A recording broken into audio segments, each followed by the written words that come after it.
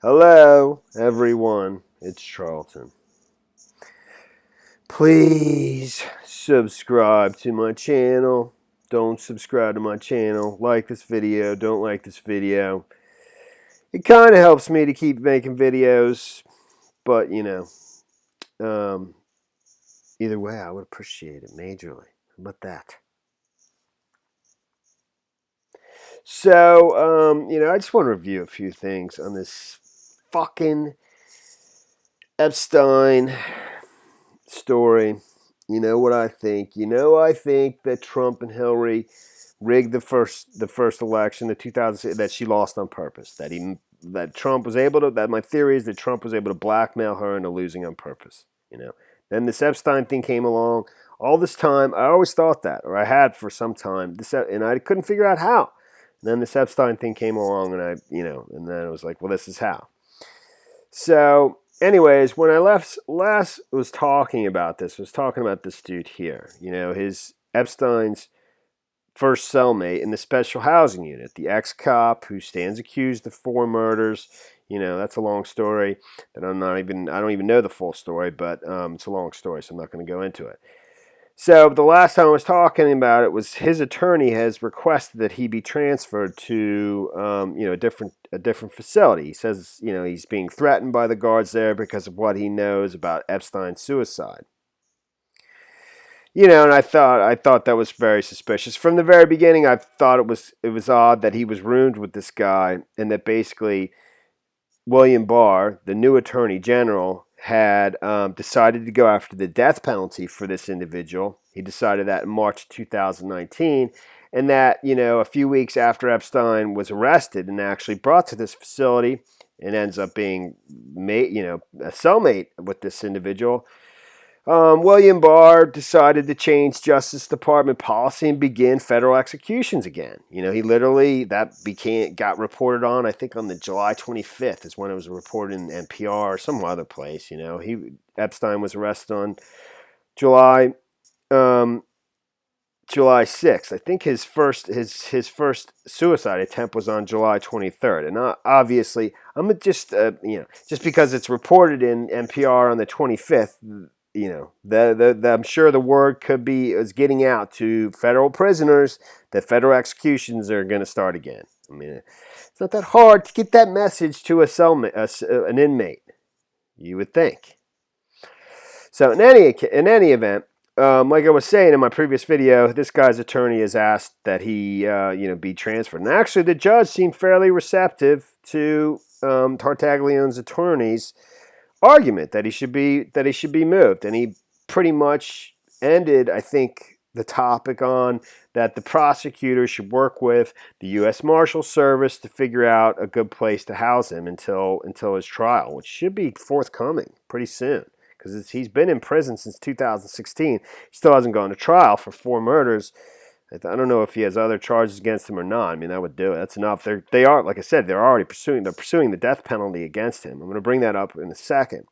In any event, though, I think I said that like 10 times in any event, but it just didn't occur to me in my previous video that their argument is a little bit of a strange one, because they insist that Epstein, was his first attempt was a suicide attempt, and then he successfully did it the second time, and according to other reports, Epstein told his attorneys that he really didn't try to commit suicide the first time, that this dude had attacked him, that he had given him the neck injuries. I think they even made that case to the prison psychologist, or the prison psychologist, I'm not sure which, to get him taken off suicide watch, and they were successful in doing it.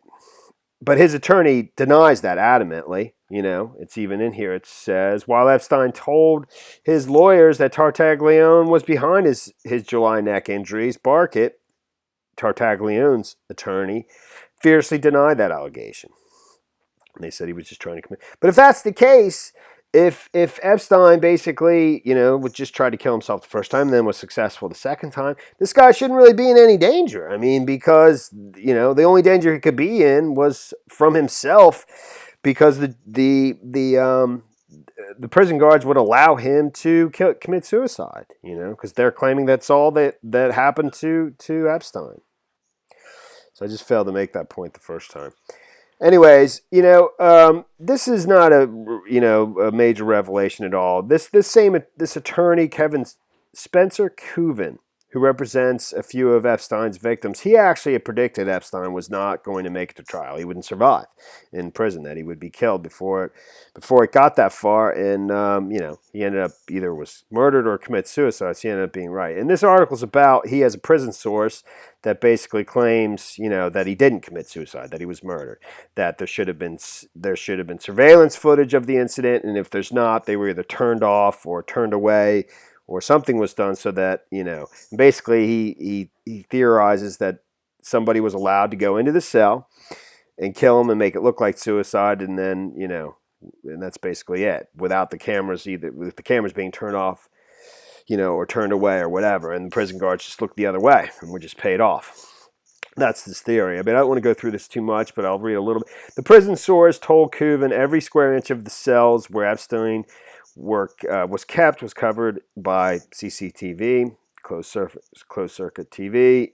So there should have been a comprehensive video account of exactly what happened to Epstein. Cooven said, I received a call from a supervisor at the MCC, which is the jail that Mr. Epstein was held. The first words out of his mouth, to be honest, were, "Don't believe what you're hearing in regards to Epstein's death." In a lengthy conversation with him about the issue of security within the MCC, he gave me a fairly detailed description of the interior of the jail, which led me to believe he was credible. And he goes on to say that, if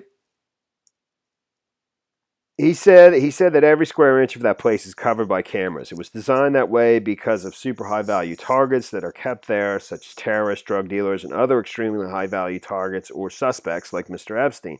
If reports that there is no CCTV are true, it would mean that they'd either shut the cameras off or they were not functioning in some way. He says there's no way that they would not have been able to see what was going on.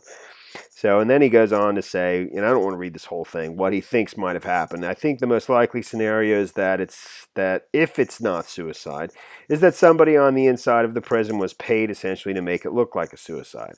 And the guards were paid to disappear and not be there. And his cellmate was taken away on Friday, so there'd be no witness. So someone went in there in the early morning hours, tied him around the neck with a bed sheet, tied the bed sheet to the bed, and pushed him down effectively and held him down until he choked to death. For something like this, you would expect to see some type of bruising or whatever around his shoulders if he's being held down against his will. And it's pretty much the extent of it. So that would be the most likely scenario to make it appear as though he had done the act himself. With the fracture of the bone in his neck, it suggests a high amount of force pushing down on him. I think the most likely scenario, if it is not suicide, as I've said before, is that there were too many persons that were afraid that he would talk about what he may have done with them and others. They just paid off someone to go into the jail and take care of him. So, but back to this guy who I previously indicated in several videos that William Barr in March of 2019 decided to go after the death penalty for him. William Barr was just confirmed in February of 2019. So just about a month or so after he's confirmed, he does in fact indicate he's going to go after the death sentence for this guy. And then a few weeks after Epstein is arrested, and brought to the MCC, the news breaks that the Justice Department is changing their policy on federal executions. They hadn't executed somebody in 16 years. They still haven't, but they're going to begin again starting this winter in a couple months.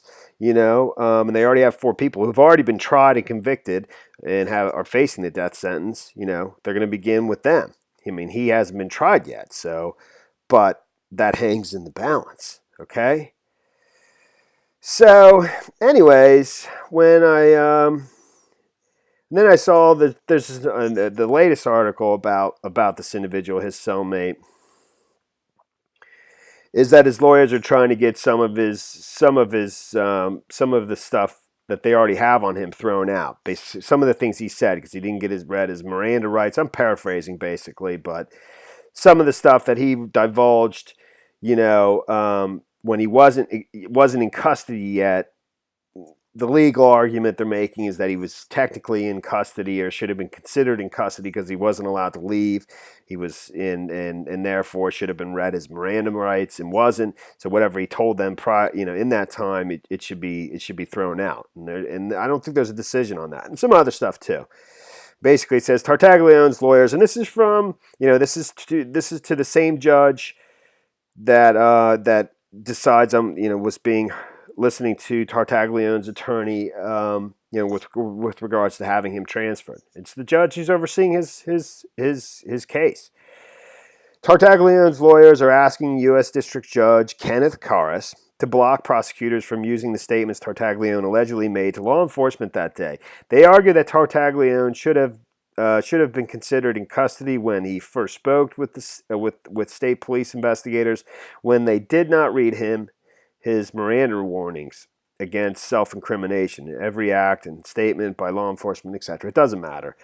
But I was just looking up another, in addition to Bruce Barkett, another attorney, Ada Leisenring is another one of his attorneys. I just happened to look her up just for the heck of it, and it just cracked me up, man. I was so, it's just hilarious that Barkett, his attorney, this is totally a coincidence. I really do think it's just a coincidence. And it may not be, but I think it is. But it's still a hilarious coincidence.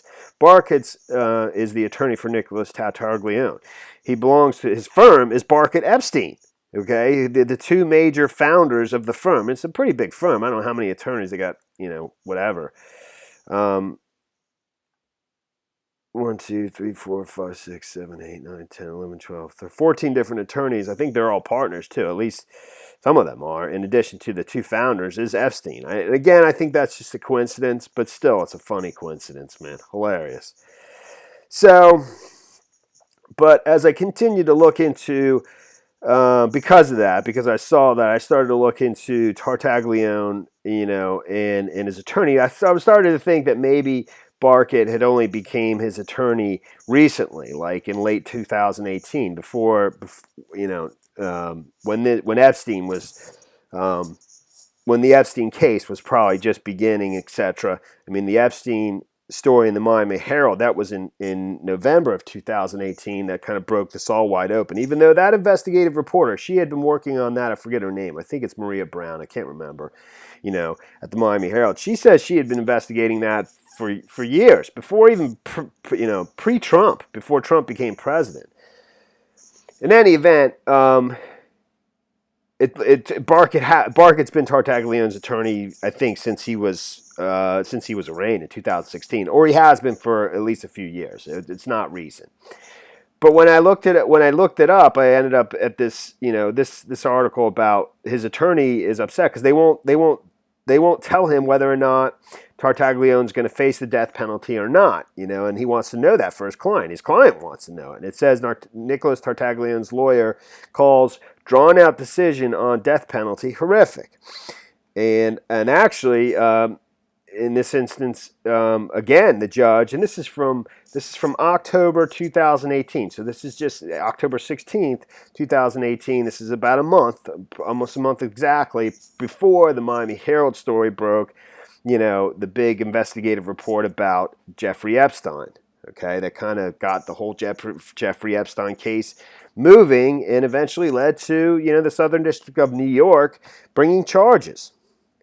All right, but and in this instance, it seems as though Karras, I forget his first name already again, the judge overseeing Tartaglione's case, agrees with the defense attorney that that the government needs to make up their mind and tell this person whether or not he's going to be facing the death penalty.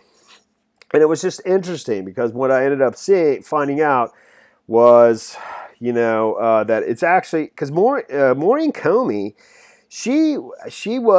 and she's part of the public corruption unit of the Southern District of New York, as I understand it, and they were running the case against Epstein. And obviously Maureen Comey is James Comey's daughter, and she's the lead prosecutor, not just part of the team, but she was the lead prosecutor of the specific unit within the Southern District of New York that was actually running the case. There's multiple units within the Southern District of New York that were working on the case, collaborating on it, but the public corruption unit was running it, and Maureen Comey was the lead prosecutor on that case, on the Epstein case.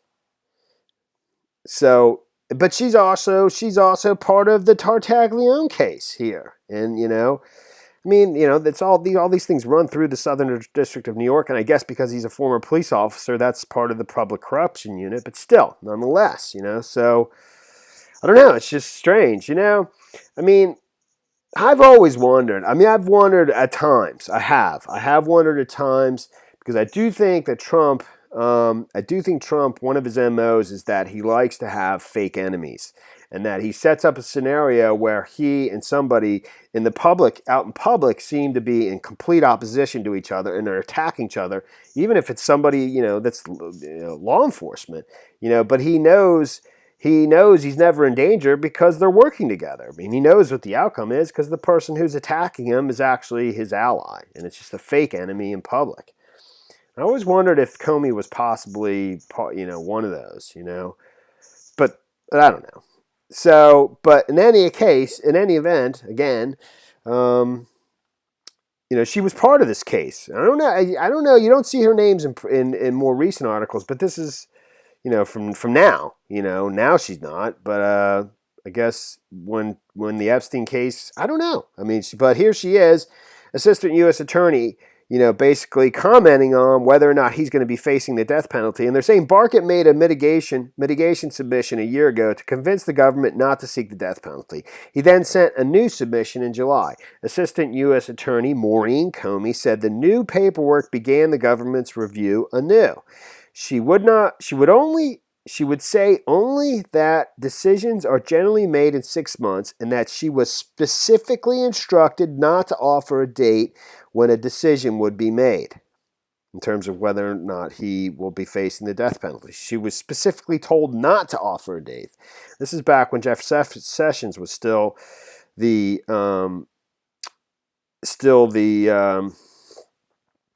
Attorney General. And I will note also, it's just strange that right around the same time of October 2018, this person was named the director of the U.S. Marshal Service in October 2nd, 2018.